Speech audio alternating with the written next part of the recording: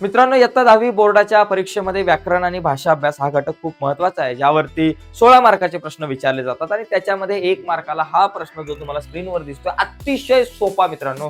प्रत्येक विद्यार्थ्याला या प्रश्नामध्ये आउट ऑफ मार्क मिळाले पाहिजेत.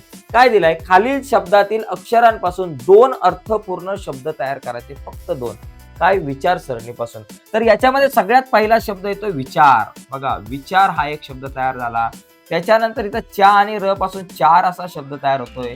त्यानंतर र आणि स पासून रथ असा शब्द तयार होतोय. त्याचबरोबर पावसाची सर सुद्धा या ठिकाणी शब्द तयार होऊ शकतो. अशा प्रकारे 4 शब्द मी लिहिले. या व्यतिरिक्त कुठला एखादा आणखी शब्द तयार होत असेल तर तो शब्द तुम्ही चॅट बॉक्समध्ये लिहायला विसरू नका, कमेंट बॉक्समध्ये लिहायला विसरू नका. तर आजच्या चर्चेमध्ये इथेच थांबूयात. व्हिडिओ आवडले असेल तर व्हिडिओला लाईक करा. नवीन असाल चॅनलवर, अजूनपर्यंत चॅनल सबस्क्राईब नसेल केला तर आत्ताच आपला चॅनल सबस्क्राईब करून त्या बाजूला असलेलं बेलचं बटन दाबायला विसरू नका. धन्यवाद मित्रांनो. बाय सर्वांना.